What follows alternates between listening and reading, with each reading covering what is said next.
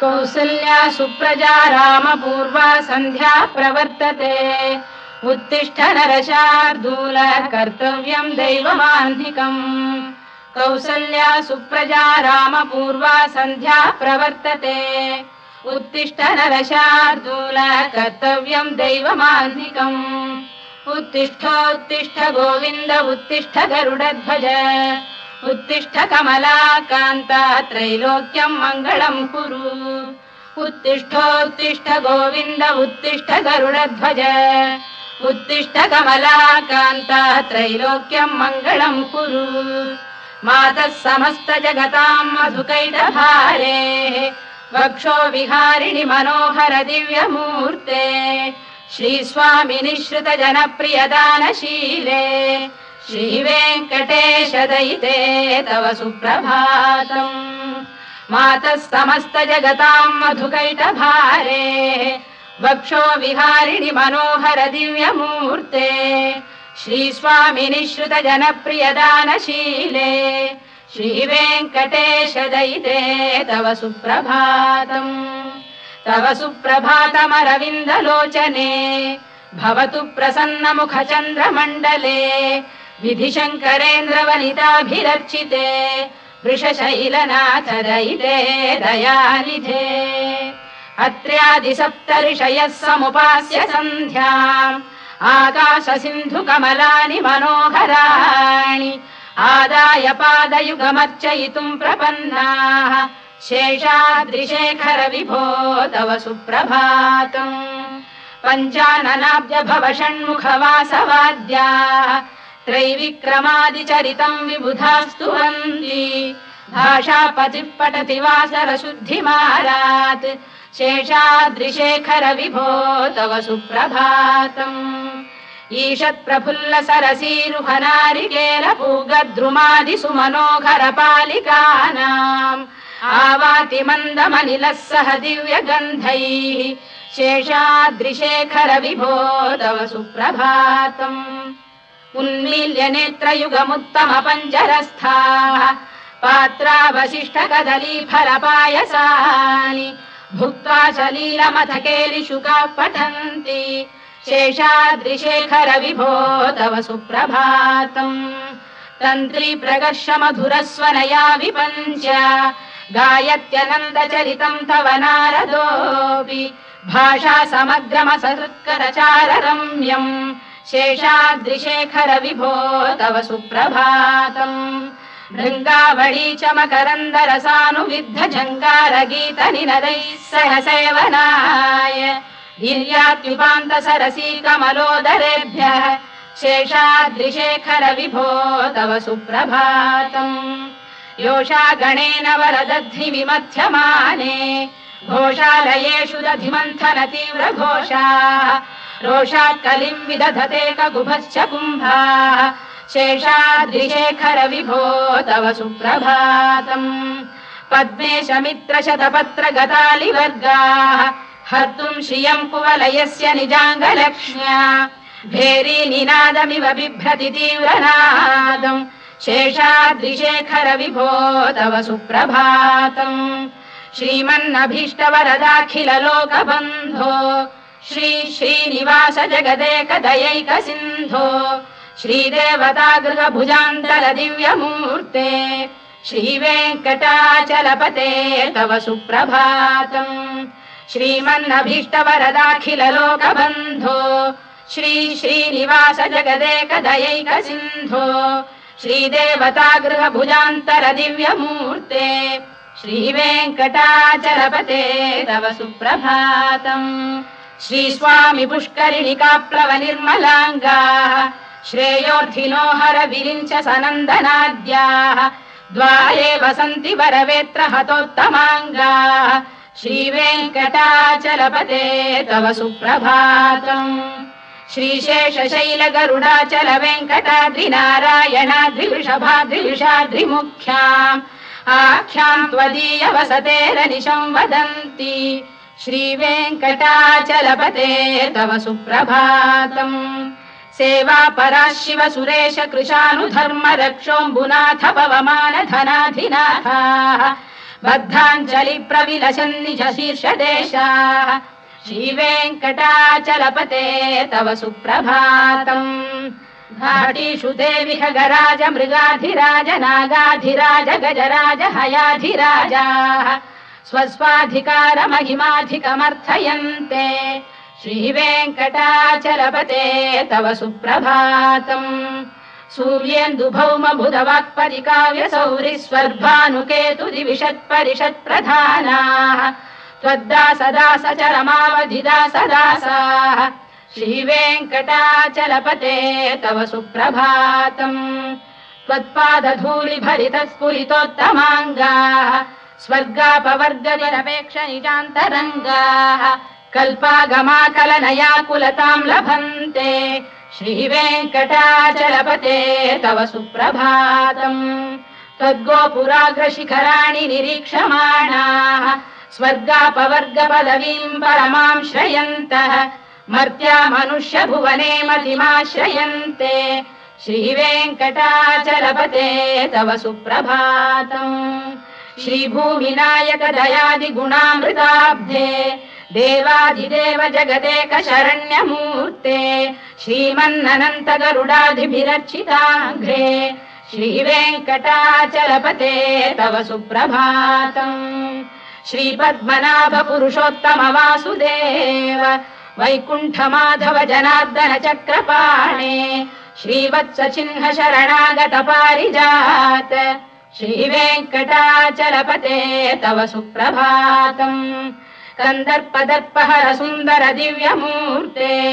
कान्ताकुजाम्बुरुह कुड्मललोल दृष्टे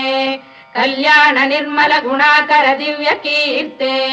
श्रीवेङ्कटाचलपते तव सुप्रभातम् मीनाकृते कमठकोल नृसिंहवर्णिन् स्वामीन् परश्वत तपोधन रामचन्द्र शेषांश रामय दुनन्दन कल्किरूप श्रीवेङ्कटाचलपते तव सुप्रभातम् लीलालवङ्ग घनसार सुगन्धितीर्थम् दिव्यम् वियस्सरिति हेम घटेषु पूर्णम् धृत्वाद्य वैदिक शिखामणयः प्रहृष्टाः तिष्ठन्ति वेङ्कटपते तव सुप्रभातम् भास्वानुदेति विगचानि सरोरुहाणि सम्पूरयन्ति निनदैः कगुभो विहङ्गाः श्रीवैष्णवाः सततमर्थितमङ्गलास्ते धामाश्रयन्ति तव वेङ्कट सुप्रभातम् ब्रह्मादयः सुरवराः समहर्षयस्ते सन्तः सनन्दन मुखास्तव योगिवर्याः धामान्तिके तव हि मङ्गलवस्तु हस्ताः श्रीवेङ्कटाचलपते तव सुप्रभातम् लक्ष्मी निवास निरवद्य गुणैक सिन्धो संसार सागर समुत्तरणैक सेतो वेदान्त वेद्य निज वैभव भक्त भोग्य श्रीवेङ्कटाचलपते तव सुप्रभातम्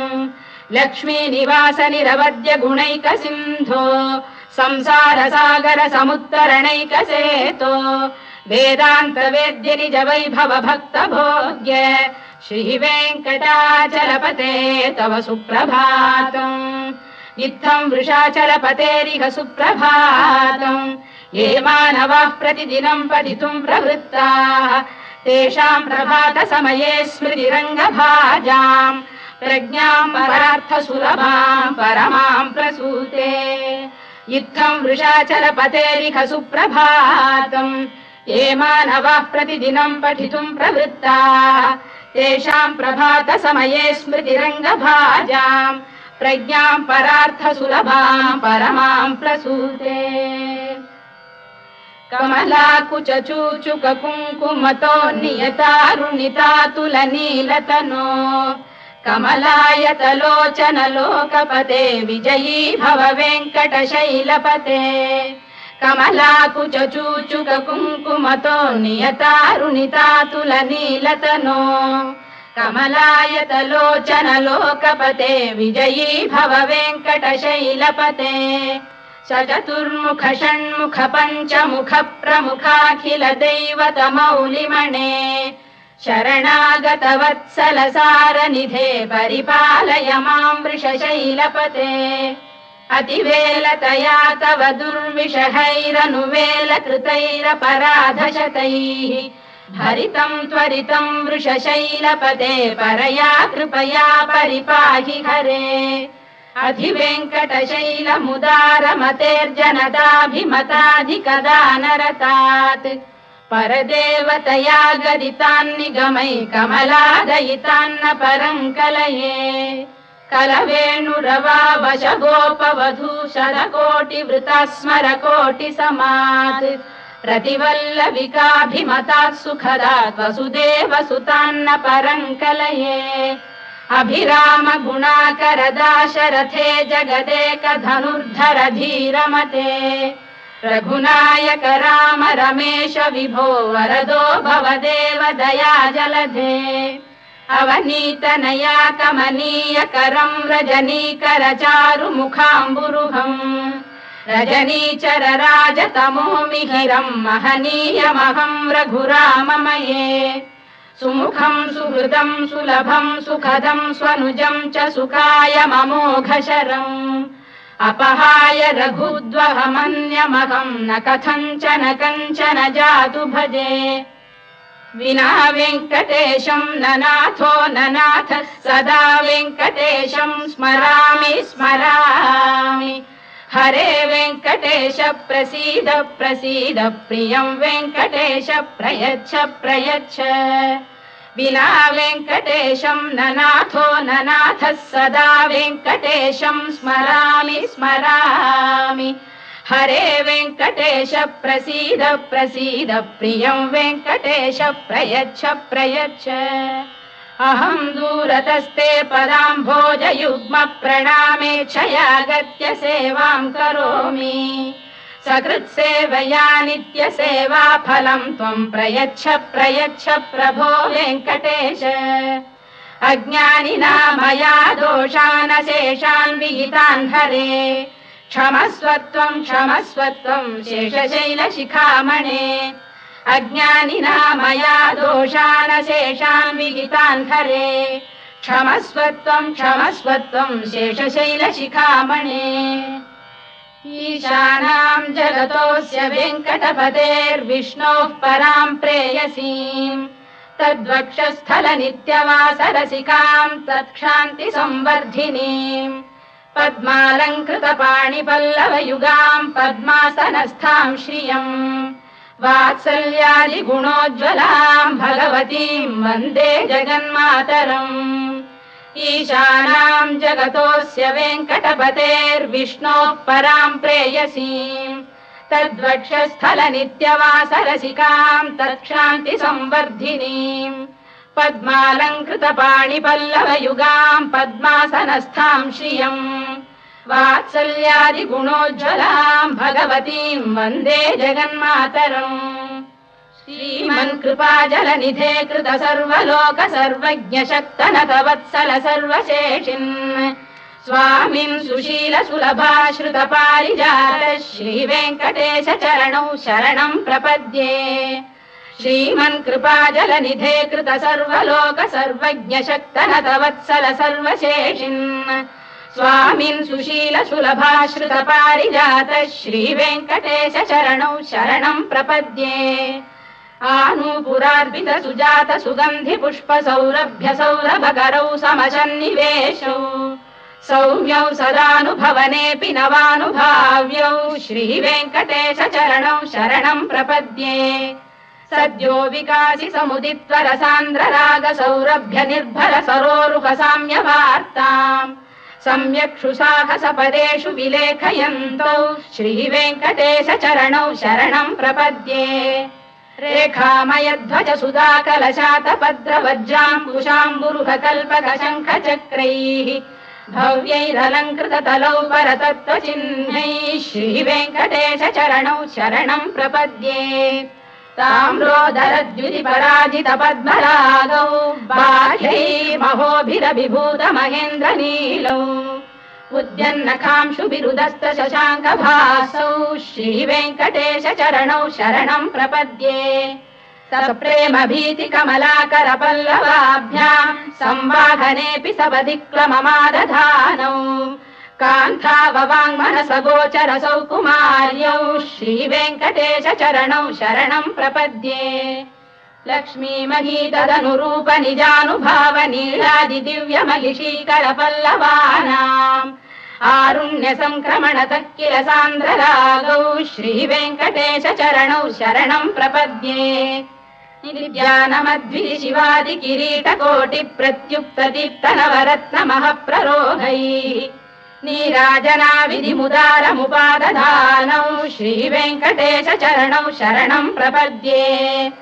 विष्णु पदे परम इत्युदित प्रशंसौ यौ मध्व उत्स इति भोग्यतयाप्युपातौ भूयस्ततेति तव पाणितल प्रतिष्ठौ श्रीवेङ्कटेश चरणौ शरणं प्रपद्ये पार्थाय तत्सदृश सारथिना त्वयैव यौ दर्शितौ स्वचरणौ शरणं व्रजेति भूयोऽपि मह्यमिहतौ करदर्शितौ ते श्रीवेङ्कटेश चरणौ शरणं प्रपद्ये मन्मूढिकालियपणे विकटाटवीषु श्रीवेङ्कटाद्रिशिखरे शिरसि श्रुतीनाम् चित्तेऽप्यनन्य मनसां सममाहितौ ते श्रीवेङ्कटेश चरणौ शरणं प्रपद्ये अम्लानघृष्यदवनीतलकीर्ण पुष्पौ श्रीवेङ्कटाद्रिशिखराभरणायमानौ आनन्दिताखिल मनोनयनौ तवैतौ श्रीवेङ्कटेश चरणौ शरणं प्रपद्ये प्रायः प्रपन्न जनता प्रथमावगाह्यौ मातुस्तनाविव शिशोरमृतायमानौ प्राप्तौ परस्पर तुलामतुलान्तरौ ते श्रीवेङ्कटेश चरणौ शरणं प्रपद्ये सत्त्वोत्तरैः सतत सेव्य पदाम्बुजेन संसारतारकदयार्द्रदृगञ्चलेन सौम्योपयन्तृमुनिना मम दर्शितौ ते श्रीवेङ्कटेश चरणौ शरणं प्रपद्ये सत्त्वोत्तरैः सतत सेव्य पदाम्बुजेन संसारतारकदयार्द्रदृगञ्चलेन सौम्योपयन्तृमुनिना मम दर्शितौ ते श्रीवेङ्कटेश चरणौ शरणं प्रपद्ये श्रीशश्रिया घटिकया त्वदुपाय भावे प्राप्ये त्वयि स्वयमुपेय दया स्फुरन्त्या नित्याश्रिताय निरवद्य गुणाय तुभ्यं स्यां किङ्करो वृषगिरीश न जातु मह्यम् श्रीशश्रिया घटिकया त्वदुपाय भावे प्राप्ये त्वयि स्वयमुपेय दया स्फुरन्त्या नित्याश्रिताय निरवद्य गुणाय तुभ्यम् स्यां किङ्करो वृषगिरीश न जातु मह्यम् श्रियकान्ताय कल्याणनिधये निधयेऽर्थिनाम् श्रीवेङ्कटनिवासाय श्रीनिवासाय मङ्गलम् श्रियकान्ताय कल्याणनिधये निधयेऽर्थिनाम् श्रीवेङ्कटनिवासाय श्रीनिवासाय मङ्गलम् लक्ष्मी सविभ्रमालोकसुभ्रू विभ्रम चक्षुषे चक्षुषे सर्वलोकानां वेङ्कटेशाय मङ्गलम् श्रीवेङ्कटाद्रिशृङ्गाग्रमङ्गलाभरणाङ्ग्रये मङ्गलानां निवासाय श्रीनिवासाय मङ्गलम् सर्वावयव सौन्दर्य सम्पदा सर्वचेतसां सदा सम्मोहनायास्तु वेङ्कटेशाय मङ्गलम् नित्याय निरवध्याय सत्यानन्दचिदात्मने सर्वान्तरात्मने श्रीमद्वेङ्कटेशाय मङ्गलम् स्वतः सर्वविदे सर्वशक्तये सर्वशेषिणे सुलभाय सुशीलाय वेङ्कटेशाय मङ्गलम् परस्मै ब्रह्मणे पूर्णकामाय परमात्मने प्रयुञ्जे परतत्त्वाय वेङ्कटेशाय मङ्गलम् आकालतत्त्वमश्रान्तमात्मनामनुपश्यताम् अतृप्त्यमृतरूपाय वेङ्कटेशाय मङ्गलम् प्रायस्वचरणौ पुंसां शरण्यत्वेन पाणिना कृपया दिशते श्रीमद्वेङ्कटेशाय मङ्गलम् दयामृततरङ्गिण्यास्तरङ्गैरिव शीतलैः अभाङ्गैः सिञ्चते विश्वं वेङ्कटेशाय मङ्गलम् श्रद्भूषाम्बरहेतीनां सुषमावकमूर्तये सर्वार्तिशमनायास्तु वेङ्कटेशाय मङ्गलम् श्रीवैकुण्ठविरक्ताय स्वामी पुष्करिणीतटे रमया रममाणाय वेङ्कटेशाय मङ्गलम् श्रीवैकुण्ठविरक्ताय स्वामी पुष्करिणीतटे रमया रममाणाय वेङ्कटेशाय मङ्गलम् श्रीमत्सुन्दरजामातृमुनिमानसवासिने सर्वलोकनिवासाय श्रीनिवासाय मङ्गलम् मङ्गलाशासनपरैर्मदाचार्य पुरोगमैः